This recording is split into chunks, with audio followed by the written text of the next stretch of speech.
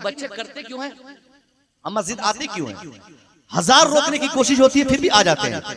वजह यही है कि बच्चे 7 साल की उम्र से ही देखते हैं, जब से उसकी आंख खुलती है, उसको होश आता है, तब से वो नोटिस करते हैं कि यार आज जुमा है, लोग नहाते हैं, मस्जिद जाते हैं, हम भी जाएंगे। क्या बात है, क्या बात है, वाह वाह वाह वाह। सिर्फ यही बात है। जुमा के दिन आप लोग, हम लोग सब दुनियाती हैं, अगर बच्चों को सुबह 10 बजे ही मालूम हो जाए कि आज जुमा है, तो 10 बजे से ही अपने बाप के पास रहता है या दादा के पास रहेगा। नहाने का टाइम होते ही वो जबरदस्ती नहाने के लिए तौलिया लेके देगा, बाल्टी लेके देगा, साबुन लेके देगा, दादा चलिए नहाने, चलिए नहाने। वो चापलूसी करता है ताकि आगे पीछे करेंगे तो हमको भी साथ लेके जाएगा। अगर दादा उसको गलती से भूल जाए, न ले जाए, तब भी बच्चे हाफ पैंट पहन के बगैर वजू गुस्ल के मस्जिद भाग जाएंगे, क्योंकि उन्होंने होश संभालते ही देख लिया है कि जुमा का खास एहतमाम होता है। क्या बात है, क्या कह रहे हैं, वाह वाह वाह। अब बताइए कि जिस घर का बाप जुमा पढ़ता है, बेटा भी जुमा पढ़ने जाता है, दादा जुमा पढ़ता है, बेटा भी जुमा पढ़ने जाता है, चचा जुमा पढ़ता है, भतीजा भी जुमा पढ़ने जाता है, बड़े भाई जुमा पढ़ते हैं, उसके छोटे भाई भी जुमा के लिए दौड़ के हाफ पैंट पे जाते हैं। अगर उसी घर के गार्जियन, बड़े बुजुर्ग, माँ बहन सब लोग मिलके फजर का एहतमाम करें, जोहर का एहतमाम करें, असर का एहतमाम करें, मगरिब का एहतमाम करें, इशा का एहतमाम करें, 5 टाइम नमाज पाबंदी से पढ़े, तो वो घर का गार्जियन कसम खा के ये कह सकता है कि 12-15 साल क्या 10 साल होते होते मेरे घर के सारे बच्चे 5 वक्त की नमाज। नारे तकबीर, नारे रिसालत, मसलके आला हजरत, मसलके आला हजरत डॉक्टर मुसव्विर रजा साहब क़िबला। नारे तकबीर, नारे रिसालत, वाह वाह वाह। बात समझ में आई? ये तरबियत है। आप तरबियत अपने किरदार से दोगे। आप झूठ बोलेंगे, बच्चा झूठ बोलेगा। आप गाना सुनोगे, किचन में हमारी बहनें क्या करती है आजकल, तो उसको क्या बोलते हैं हजरत, ब्लूटूथ। आपको तो मालूम है सब कुछ, ब्लूटूथ ना, ब्लूटूथ लगा लेते हैं लोग, ऑटोमेटिक मोड पे गाने चलते रहते हैं, कभी भोजपुरी, कभी हिंदी, कभी बंगला, कभी ये, कभी वो। सब का नाम याद है, सब गाने याद हैं, सब बोल याद हैं। आटा गूंदेगी, खाना बनाएगी, किचन में रहते, बिस्तर पे जाते, हर जगह मोबाइल चलता है। जिस घर में ये हो रहा है, उस घर का गार्जियन ये चाहे कि मेरा बेटा अल्लाह का वली बनेगा, तो होगा? नहीं होगा। मौलाना भी आपका बेटा बन के आ जाएगा बाहर से पढ़ के, आपके किरदार और व्यवहार सही नहीं रहेंगे तो मौलाना बनना भी उस बच्चे के लिए बेकार होगा। वो हाशिम क्या नाम है एक्टर का, कोई, हाँ इनको सब मालूम है, इमरान हाशमी। इमरान हाशमी एक हीरो है। इमरान हाशमी के बारे में आपको बताता हूँ, वो हाफिज कुरान भी है। कितना हाफिज कुरान, 30 पारे का हाफिज। आपको सुन के ताज्जुब होगा, जब मैंने सुना कि ये हाफिज है और आज फिल्म बना रहा है, गाने गा रहा है, उदियानियत फैला रहा है, गंदगी फैला रहा है, अलग दुनिया में चला गया। आखिर एक हाफिज कुरान ऐसा क्यों किया? जब मैंने उसके बारे में जानकारी इकट्ठा करने की कोशिश की तो पता चला कि इमरान हाशमी जब हिफ्ज़ करके घर गया तो घर में पहले से ही उनके माँ बाप फिल्मी दुनिया से जुड़े हुए थे। जब माँ बाप फिल्मी दुनिया से जुड़े होंगे, बच्चा हाफिज कुरान बन के भी घर आएगा तो हाफिज बनने से उसका कोई बेनिफिट नहीं होगा। इसलिए आप गार्जियन खुद ही, आप बड़े हैं तो गार्जियन हैं, हर बड़ों की कोशिश हो कि हमारी जिंदगी से हमारे बच्चों को, हमारे छोटों को सबक मिले। ये कोशिश होनी चाहिए, तब ये समाज सुधरेगा। फिर किसी खानका के पीर या किसी मस्जिद के इमाम से जाकर दरखास्त पेश नहीं करनी पड़ेगी कि हजरत इस्लाही खिताब कीजिए। आपका अमल इतना इस्लाही होगा कि आपके अमल से आपके बच्चों की जिंदगी बन जाएगी, है ना? ये चीज थी। एक और बीमारी हजरत आज की दुनिया में बहुत आम हो रही है, मर्जी की शादी। शायद आप लोगों के यहाँ बच्चे लोग अपनी मर्जी से शादी नहीं करते होंगे, मगर हमारे यहाँ तो करते हैं, यहाँ भी करते हैं। अब बताइए बच्चे आवारा कैसे हुए? वही मोबाइल के इस्तेमाल से। 4 दीवारी में बाप रखा है, बाप बिल्कुल अलग दुनिया में घूम रहा है, सोच रहा कि मेरी बेटी को बिल्कुल मैं कैद करके रखा हूं घर में, बेटी मेरी भागेगी थोड़ी। और अचानक कब भाग जाती है तब बाप को पता चलता है कैसे भाग गई थी, मैं तो बंद रखता था उसको। अरे बाबा आप बंद रखिए तो क्या हुआ, मोबाइल जो दे दिया उसको, भागेगी वो, भाग जाएगी वो। और आप क्या सोचते हैं कि आपकी बेटी अकेली आपकी बेटी है? नहीं, हर मुसलमान की बेटी पूरी समाज की बेटी है, पूरे समाज की बेटी है, पूरी कम्युनिटी की बेटी है। एक बच्ची इस तरह की हरकत करती है, पूरे मुस्लिम माशरे की नाक कटती है। हम जैसे मौलवियों को रास्ते में जिल्लत और रुसवाई का सामना करना पड़ता है, जब लोग ये बताते हुए हमें कहते हैं कि हजरत फलाने गांव की बेटी भागकर किसी गैर मजहब के लड़के से शादी कर ली है। मेरी बेटियों, अच्छा ये बिगड़ती क्यों है? कॉलेज और स्कूल की दुनिया में जो बच्चियां रहती हैं वो ज्यादा बिगड़ जाती हैं। कहीं भी बच्चियों का दिल थोड़ा नाजुक होता है। एक मैसेज छोड़ता है लड़का, सब ये लड़का बोलता क्या है कि हम तुमसे बहुत मोहब्बत करते हैं और हम तेरे लिए जान देने को तैयार हैं। ये है ना, ये बहुत फेमस जो सेंटेंस है। अब बहुत आसानी से लड़के व्हाट्सएप के जरिए किसी को भेज देते हैं कि मैं तेरे लिए जान हाजिर, तेरे लिए जान हाजिर, शादी नहीं होगी तो जान दे दूंगा, बस ये जुमला। और ये बच्चियां बगैर सोचे समझे बिगड़ जाती है, बस किसी पे भी एतबार कर लेती है। मेरी बेटियों, मेरी बहनों, इस धरती पर मर्दों की सूरत में अगर वाकई तुमसे कोई मोहब्बत करने वाला है, सच्ची मोहब्बत, तो दुनिया का कोई लड़का नहीं, कोई दूसरा शख्स नहीं, सही और बेहतर मोहब्बत तेरे बाप से ज्यादा दुनिया में कोई नहीं कर सकता।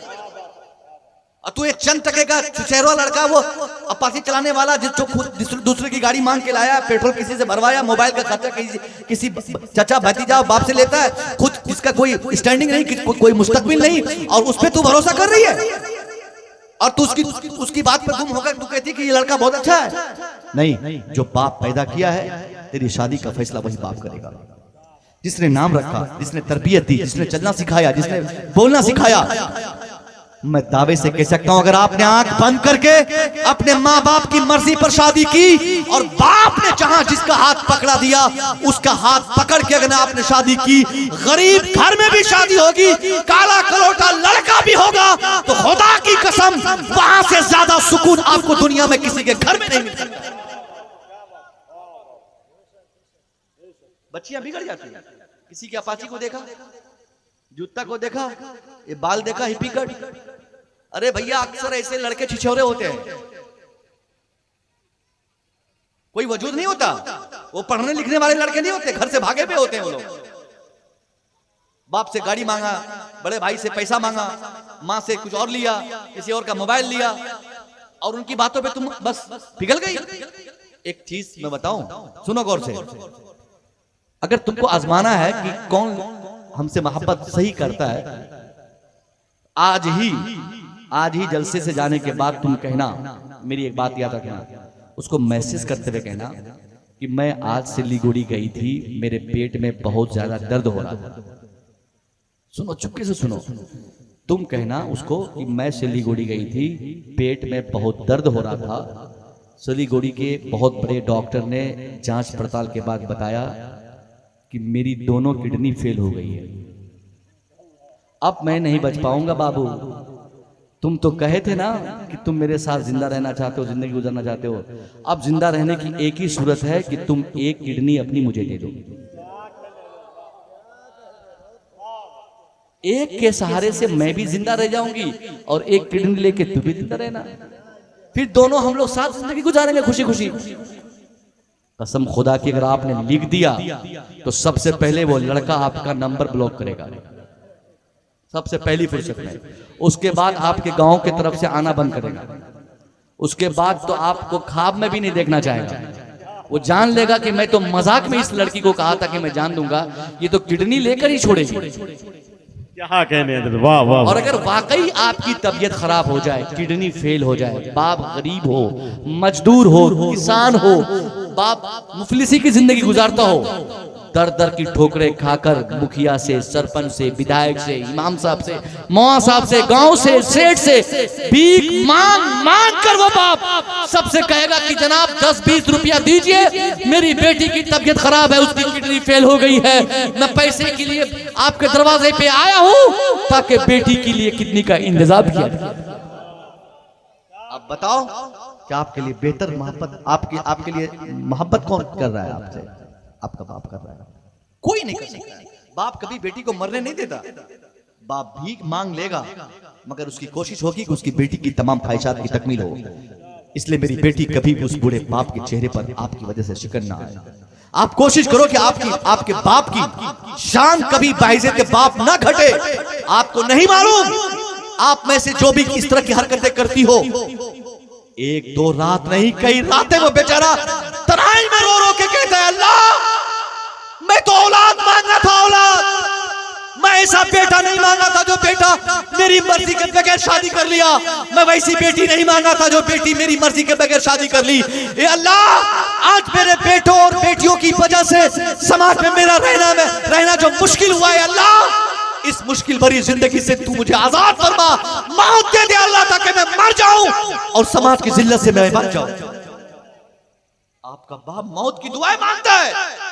आपका भाई कई साल तक चौक चौराहे मार्केट और पंचायत में किसी के सामने बोलने की जुर्रत नहीं करते। अगर वो बोलेंगे तो बोलेंगे चुप, तेरी बहन ऐसा की है, तेरे घर क्या तेरा छोटा भाई ऐसा किया है। इसलिए मेरे लोगों, मेरे दोस्तों, अल्लाह के वास्ते कभी ऐसी हरकत मत करो कि तेरे बड़े भाई की शान घट जाए, तेरे दादा की शान घटे, तेरे बाप की शान घटे। तू अगर कुछ चाहती हो, तुम कुछ चाहते हो, ऐसा कुछ कर जाओ कि तेरे किरदार से, तेरे अमल से, तेरे काम से तेरे घर के लोग बोले कि मैं फलानी बच्ची का बाप बोल रहा हूं। ये काम तुम करो। ये कब होगा? ये तालीम से होगा, पढ़ाई से होगा, बेहतर तरबियत से होगा। तालीम पर फोकस करें।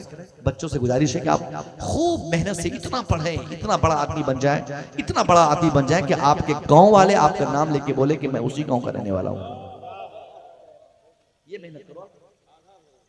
मगर यहां पे क्या हो रहा है? अपने यहां मजदूरी करने वाले जा रहे हैं। मैं उठा के बोल सकता हूं कि कौन बच्चा पढ़ रहा है, कौन पढ़ाई छोड़ने वाला है और कौन अभी मजदूरी करने के इरादे से है, कौन बेरोजगार है। लेकिन उठाऊंगा नहीं, आप चिंता मत करें। ये हर घर में ये कहानी है। मैट्रिक पढ़ा, पढ़ाई छोड़ दिया, बच्चियों को वस्तनिया फुकनिया करवा दिया, काम खत्म। अरे वस्तनिया फुकनिया कोई पढ़ाई है? वो तो सिर्फ शादी उदी कराने के लिए है कि शादी करा होगी तो कोई पूछेगा कि कहां तक पढ़ी है, तो हम बोल देंगे वस्तनिया की हुई। उसके आगे पढ़ाई है, आगे की पढ़ाई कीजिए, बहुत मेहनत से अपनी बेटी और बेटों दोनों को पढ़ाइए। जो भी करना पड़े आप करके पढ़ाइए, इंशाल्लाह तब्दीली देखिएगा समाज में किस तरह आएगा। यही काम हमारा नहीं होता। जो लोग बच्चों को पढ़ाते नहीं है, बच्चियों को नहीं पढ़ाते हैं, वो लोग जान लें कि उनका आने वाला समय उनके समाज का बहुत खराब होने वाला है। सिर्फ इल्म से ही समाज में तरक्की आएगी, सिर्फ एजुकेशन से तब्दीली आ सकती है। और इसी एजुकेशन पे काम नहीं होता। एजुकेशन हर हाल में जरूरी है। बगैर तालीम के बच्चियों में कैसे हया की बातें आएंगी। आज हमारे यहाँ लोग क्या करते हैं? LIC पॉलिसी, बैंक में पैसा जमा, ये कन्या योजना, वो कन्या योजना, यहाँ पे पैसा देना, इसी जन को पैसा देना, 2000 रुपया महीना, 1000 रुपया महीना। हजरत बेटी हुई है, अभी से पैसा जमा नहीं करेंगे तो 15 साल के बाद शादी कैसे कराएंगे? कहाँ से गाड़ी लाएंगे? कहाँ से देश का सामान देंगे? अरे बाबा छोड़ो झमेला। जो पैसे तुम LIC में जमा कर रहे हो ना बैंक में, उसी पैसे को अपनी बच्चियों की तालीम पे खर्च करो। 15 साल के बाद अपाची की जरूरत ही नहीं पड़ेगी। यहाँ बेटी को कोरा जाहिल छोड़ दिया है, अंगूठा छाप बेटी है, कुछ नहीं जानती, उत्तर दक्षिण दाएं बाएं कुछ नहीं मालूम है। अब बाप उसके लिए पैसे जमा कर रहा है कि शादी कराने में गाड़ी देंगे। अरे पगला इंसान, तू गाड़ी दे भी देगा ना, तेरी बेटी जाहिला रहेगी तो उस घर में जाकर भी सुकून नहीं मिलेगा उसको। लड़ते रहेगी, झगड़ा करते रहेगी, सास से, ससुर से, देवर से, भाई सबसे, समाज से लड़ते रहेगी। वैसे भी लड़ाई तो हमारे यहाँ होती है ना। आप लोगों के यहाँ तो सास ससुर से लड़ाई नहीं होती होगी? सवाल ही नहीं है कि नहीं होती होगी। अभी भी जलसे में जितनी बुढ़िया है ना, ये सब अपनी बहू के बारे में बतिया रही है या बतिया चुकी होगी। और जितनी ये दुल्हन है, दुल्हन टाइप की लड़कियां हमारी बेटियां, ये अपनी सास की बुराई बताती। एक मैं वीडियो देखा था अभी कुछ दिन पहले, किसी ने भेजा मुझे। जज के सामने एक बच्ची को जज साहब ने कटघरे में खड़ा किया, बहुत बोल रही थी। उसका कहा कि चलो बेटी तुम ही बोलो, तुम्हारे हिसाब से मैं सजा दूंगा। तेरे ससुर को सजा दे दूं, जेल में डालूं, तो तो लड़की कही नहीं बहुत अच्छा आदमी है, उसे छोड़ दीजिए। देवर को नहीं, वो भी अच्छा आदमी है। जैसे ही जज साहब ने बोला तेरी सास को, तो तुरंत जज्बे में आके उसको तो फांसी सजा दे दी। मतलब ये यानी वो चाहती कि सास को तुरंत फांसी लग जाए और खूब आराम जिंदगी गुजारे। ये क्यों होता है? क्योंकि बेटी आपकी अनपढ़ है। आपने पलंग दिया, सामान दिया, जहेज गाड़ी दिया, पैसे दिया, सब कुछ दिया, लेकिन तालीम नहीं दिया, एजुकेशन नहीं दिया। अगर एजुकेशन आपकी बेटी को होता, तालीम होती, तो सबकी कदर करती और इस्लामिक कवानीन के एतबार से जिंदगी गुजारती। इसलिए बेटियों को भी तालीम से जोड़ने की सख्त तरीन जरूरत है। हर हाल में पढ़ाइए। ये दिमाग से निकाल दीजिए कि वो दूसरे की घर की दौलत है, पढ़ा के क्या करेंगे। जो काम पढ़ के आपका बेटा कर सकता है, सिर्फ वही काम पढ़ के आपकी बेटी कर सकती है। आप दो अलग अलग नजर से मत देखिए। इस्लाम ने फरमाया तलबुल इल्म फरीज़तुन अला कुल्लि मुस्लिम व मुस्लिमा। Getting education is compulsory for each and every Muslim man and woman. मुस्लिम समाज के हर मर्द और औरत दोनों पर एजुकेशन जरूरी है। बेटी और बेटो दोनों को सुनाइए। सास की बात आई तो दो बात बता दूं, बताऊं? सास हो या बहू, हर एक घर के बाद दूसरे घर में फितना इन्हीं दोनों में, प्रॉब्लम इन्हीं में है। कितना घर जल गया, कितने घर तबाह हो गए। कुछ सास का दिमाग में इतना कचरा भरा हुआ है, अगर शादी के 1 महीने के बाद अपने बेटे को अपनी बहू के साथ एक ही प्लेट पे खाना खाते हुए देख ले तो कयामत आ जाएगी। वो बोलेगी बाप रे बाप रे, अपनी समधिन के बारे में बोलेगी कि वो जो है हमारे बेटे का दिमाग को बहका दिया। अब तो ये लड़की जब से मेरे घर में आई है, ये मेरे बेटे के बगैर खाना ही नहीं खाती है, या मेरा बेटा जो है इस लड़की के बगैर खाता ही नहीं है। जबकि ये इंतहाई दर्जे की गलती है उस औरत की। जबकि कहना यह चाहिए था, अगर बेटा उसकी बहू के साथ खाना नहीं खाता तो उस माँ को चाहिए था कि कुछ ऐसी परिस्थिति बनाए, कोई ऐसे हालात बनाए कि उसके बेटे और उसकी बहू एक साथ खाना खाए। रात में उसका बेटा आता तो उसकी माँ कहती बेटा तू अकेले क्यों खाता है, तेरे इंतजार में बहू बैठी हुई है, तू खाना जब भी खा तो अपनी बहू के साथ खाना खा। जो सास ऐसी हरकत करेगी और ऐसा माहौल बनाएगी, उस घर में कभी लड़ाई नहीं होगी, कभी नहीं। क्या कहने, वाह वाह वाह। पूरा घर आप अपनी बहू को दे दीजिए। बहू ये पूरी संपत्ति तेरी, ये सारा मकान तेरा, ये दौलत तेरी, अब सिर्फ तुम मुझे खिलाओ पिलाओ, हम लोगों को इज्जत से रखो, अपनी जिंदगी में बेहतरी लाओ, ये आजादी दीजिए। रानी बना के उनको रखिए, गुलाम बना के नहीं। जिस दिन गुलाम बनाइएगा माहौल खराब होगा।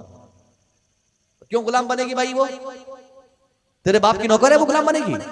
उसके बाप ने जमीन बेच के शादी कराई है, उसके बाप ने अपाची दिया है, उसके बाप ने 5 लाख रुपए दिए है। अब टाइम बना, टाइम बता, तू कब पैर दबाएगी, तेरा शौहर कब पैर दबाएगा उस बच्ची का, तेरा बेटा कब पैर दबाएगा, ये टाइम बता। वो बेटी नहीं दबाएगी तेरा पांव। जितने लोग पैसे के लालची और टूअर हैं, उन सब से ये पैगाम है, अगर आप पैसे मांगोगे, इन बच्चियों को हम लोग उभारेंगे और कहेंगे कि तुम लोग एक भी काम मत करना। ससुर से भी कहना कि जल्दी पानी लेके आओ, कपड़ा प्रेस करके दो, करवाने का हक रखती है ये। चूंकि इसका बाप बर्बाद हो गया शादी के चक्कर में, इसके भाई पूरी दुनिया में कमा के थक गए बेचारे शादी कराने के चक्कर में, और आज उसकी ये तू बहन को तू कहता है कि काम नहीं करती है, काम करने के लिए शादी कर रहा है उसका बाप। कितने घर जल गए। इसलिए बचने की एक ही सूरत है कि आप शादी में पैसा मत मांगिए, लड़की मांगिए, अच्छी लड़की मांगिए, नेक सीरत लड़की मांगिए। बेहतर लड़की मांगेंगे तो लड़की घर पे आते ही उसको आप, अगर आप ससुर है तो बेटी मांगिए, उसको कहिए कि तू मेरी बेटी हो, बहू नहीं। जिस दिन ससुर और सास अपनी बहू को बेटी कह दे तो वो बेटी बन के ही दिखाएगी और हमेशा खुश रहेगी। एक मसला बताओ, उलमा किराम तशरीफ फरमाए, ये लड़ाई क्यों होती है घर में, बेटा बहू में और सास बहू में? शादी से पहले ही सास जो है दिमाग में ये बात अटा लेती है कि 1 महीना के बाद बेटे की शादी होगी, बहू आएगी तो झाड़ू वही लगाएगी, छत पे झाड़ू, नीचे झाड़ू, मेरा कपड़ा साफ करना, सबका कपड़ा साफ करना, बर्तन मांजना, ये करना वो करना, तमाम तरह के काम को उसी के हवाले छोड़ देती है। और जब वो लड़की नहीं करती है तो सास का दिमाग खराब हो जाता है। फिर ये पूरे मोहल्ले में घूम घूम कर शिकायत करती है कि मेरी बहू जो है बहुत बेकार मिल गई है, बहुत घटिया मिल गई है।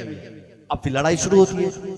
मसला सुन लीजिए, जिंदगी भर किसी की बहू अपनी सास को या अपने ससुर को 1 गिलास पानी भी न दे, जिंदगी भर कोई बहू अपने ससुर या अपनी सास को 1 गिलास पानी भी न दे तो इस्लाम के कानून के हिसाब से उस बहू की कोई पकड़ नहीं है। गलत बोला मैं?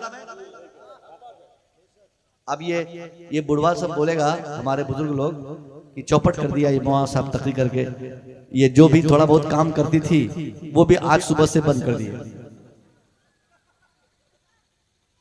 अरे भैया नहीं है, ये अलग बात है।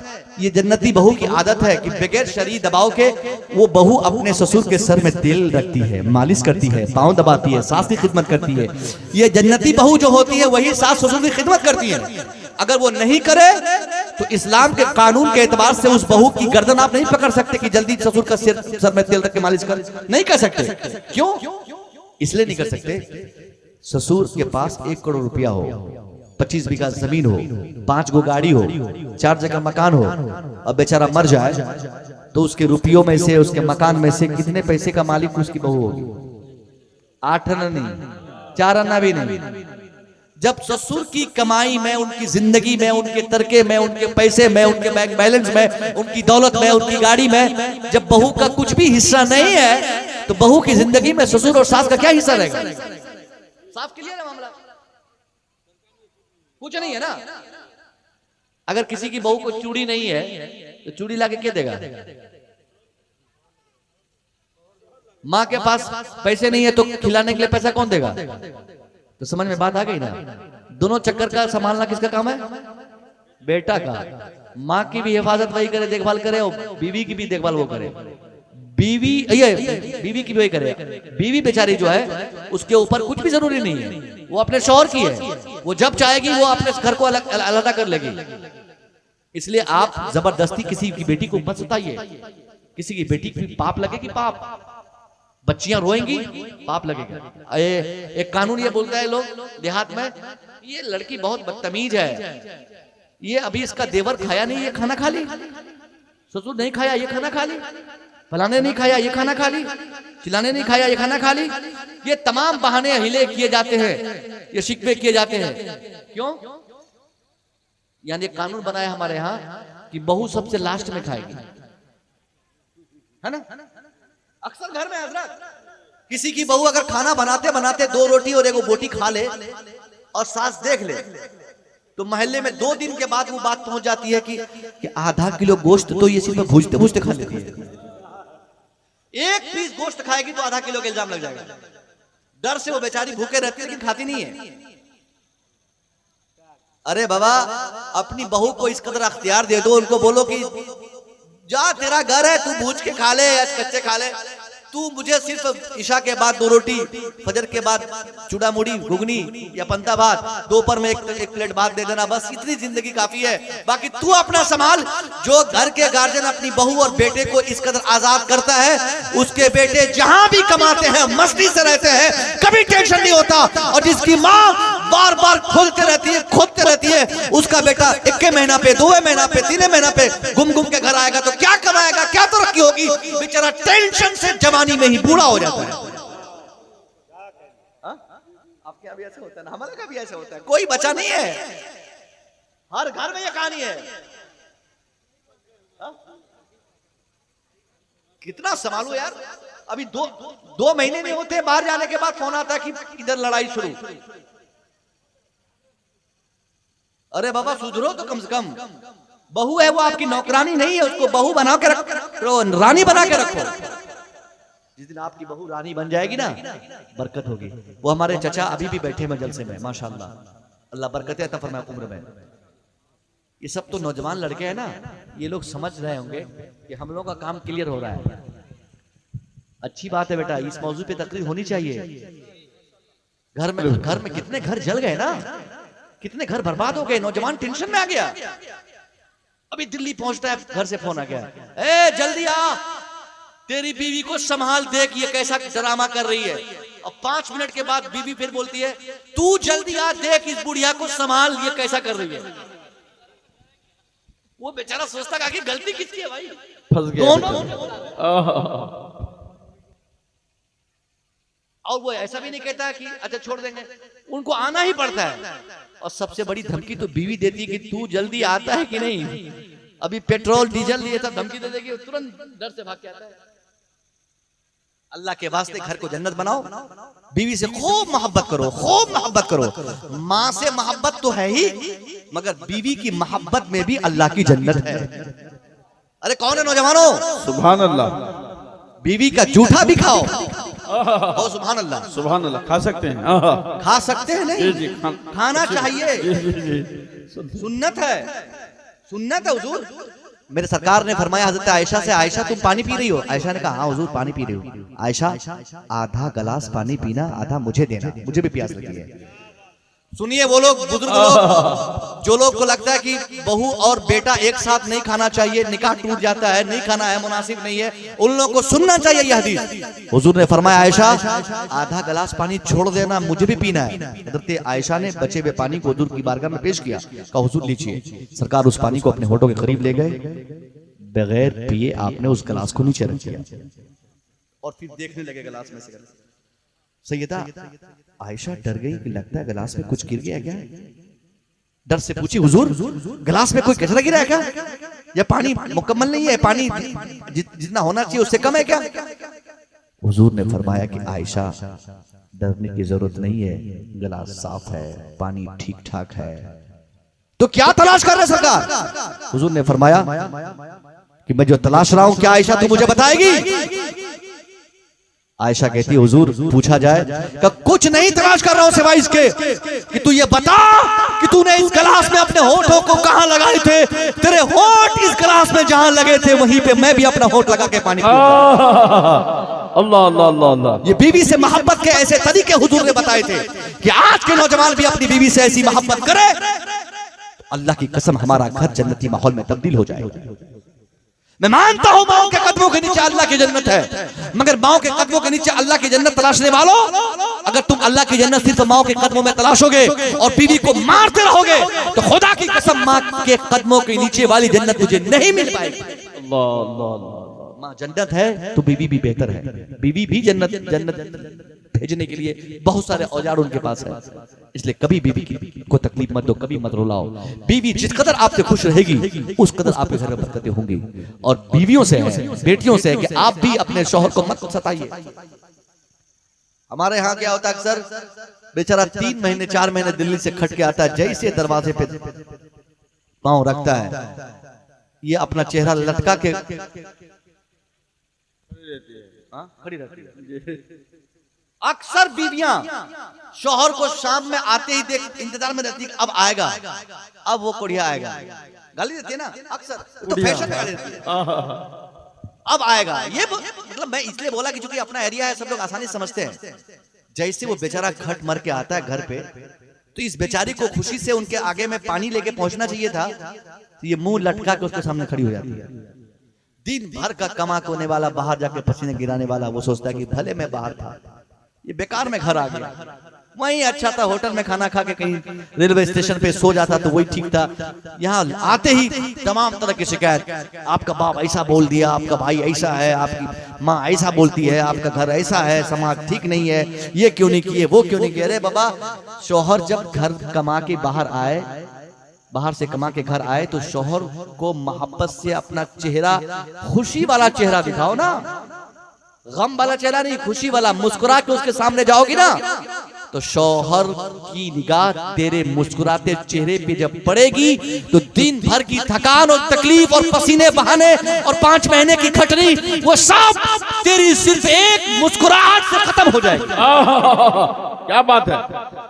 मजीद ये लोग और मुसीबत डाल देती है ना। इसलिए कभी शौहर को जब भी देखो कि शौहर मेरा आ रहा है, हंस के बात करो। कम से कम 1-2 रात तो उसको कुछ मत बताओ, एक दो दिन रहने दो घर पे, खाने पीने दो आराम से। बेचारा बहुत खट के आया है वहां से, ताने ठेकेदारों के सुने हैं, मजदूरी किया है, बेचारे ने पसीने बहाए है, और घर से पे बेग रखते ही बरस पड़ी हो तुम। मौका दो सुधरने का उनको। तेरा शौहर है, शौहर बीवी में मोहब्बत क्या होती है बताऊं? हजरत खदीजा से हुजूर सैयदा खदीजा ने हजरत फातिमा से कहा, बेटी फातिमा जा अब्बा से कहना कि अम्मी चादर मांग रही हैं। हुजूर की बारगाह में हजरत फातिमा आई, कहती है अब्बा अम्मी चादर मांग रही है। सरकार फरमाते बेटी तेरी माँ चादर मांग रही, क्या करेगी? अब्बा मुझे नहीं पता, आके पूछ लीजिए, मुझे नहीं मालूम। सैयदा फातिमा वहां से चली गई। हुजूर पीछे पीछे आए। आपने हजरत खदीजा से कहा, खदीजा तूने चादर का मुतालबा किया, वो चादर जो आप इस्तेमाल करते थे, तूने मुतालबा किया? सैयदा खदीजा कहती हाँ हुजूर मैंने मांगा था। कहा क्यों? कहा हुजूर देखे ना मुझे बहुत तेज बुखार है, बहुत तेज बुखार है, अब मुझे लगता है कि ये मेरा आखिरी दिन है, अगर इस बुखार से मेरी मौत हो जाए तो सरकार मैंने इसलिए चादर मांगी है कि मेरे लिए कफन का इंतजाम आपकी चादर से किया जाए। क्या मोहब्बत है बीवी की और शौहर के दरमियान। यानी बीवी ये चाहती है कि कफन मेरा हो, मेरे लिए कफन का इंतजाम हो, तो मार्केट से कपड़े ना आए, बल्कि मेरे शौहर के जिस्म से लगी हुई चादर का इस्तेमाल किया जाए। अल्लाह अल्लाह अल्लाह। तो हुजूर का जवाब जानते क्या होता? हुजूर ने ये नहीं कहा कि ठीक है ले लो, आपने ये फरमाया ए खदीजा तूने चादर का मुतालबा किया, लो अरिते चिल्ती ला आते तो के। ए खदीजा काश या अगर तुम चादर की जगह मेरी चमड़ी भी मांग ले तो मैं अपने बदन की चमड़ी भी उतार के तुझे दे दूं। ये शौहर की मोहब्बत बीवी के लिए और बीवी की मोहब्बत शौहर के लिए है। ऐसी मोहब्बत अगर घर में हो तो यकीनन घर जन्नती माहौल में तब्दील होगा। नौजवानों अब अपनी बीवी से मोहब्बत करो, और मेरी बहनों अब अपने शौहर से बेपनाह मोहब्बत करो। दुनिया में किसी दौलतमंद को देखकर कभी उसकी दौलत को देखकर ये मत कहना कि ऐसा लड़का, ऐसा घर, ऐसा परिवार, ऐसी दौलत वाला लड़का मुझे क्यों नहीं मिला। नहीं मिला। जो तुझे मिला वही तेरा हीरो है, जो मिला वही तेरा बादशाह है। किसी की दौलत देखकर, किसी की गाड़ी देखकर, किसी हैंडसम लड़के को देखकर एक जरा भी आपके दिल में ये मलाल न हो कि ऐसा लड़का मुझे शौहर मिलता तो बेहतर होता। नहीं, जो तेरे लिए बेहतर था अल्लाह ने वही इंतजाम फरमाया। सब्र और शुक्र के साथ अगर उसी गरीब घर में अगर आपने जिंदगी गुजार ली, दुनिया तो बेहतर होगी ही, आखिरत की भी सारी भलाई आप ही के लिए, अल्लाह के लिए। अल्लाह अल्लाह अल्लाह अल्लाह। ये शिकायत लड़कों की भी होती है। बहुत बड़ी बात बता रहा हूं, हुजूर ने कहा था इसलिए बता रहा हूं। किसी की बीवी को देखकर आप ये मत समझना कि मेरी बीवी में ये क्वालिटी नहीं है। इशारा समझ रहे हो ना? हुजूर ने फरमाया कि दुनिया की दूसरी औरतों में जितनी क्वालिटीज तुम्हारे को लगती है कि वो अच्छी लड़की है, वो बेहतर औरत है, वो मेरी बीवी बनती या वो अच्छी है, वो सारी चीजें तेरी बीवी में भी मौजूद है। फर्क यह है तू अपनी आंखों का इलाज कर, देखने का अंदाज तू बदल दे, नजरिया बदल दे। अगर मोहब्बत से तू देखेगा तो तेरी बीवी दूसरे की बीवी से ज्यादा क्वालिटीफुल तुझे मालूम, और ये बेहतर भी है, ये सही भी है। इसलिए दुनिया में जो नसीब में आपके थे वो आपको मिले, उसी पर सब्र कीजिए, मोहब्बत से रहिए। इंशाअल्लाह आप मोहब्बत से रहेंगे तो आपकी मोहब्बत का तकाजा ये होगा कि आपके बच्चे भी अच्छे होंगे, वरना घर बर्बाद हो जाएगा। अस्सलाम वालेकुम। माशाअल्लाह ये मुदल्लल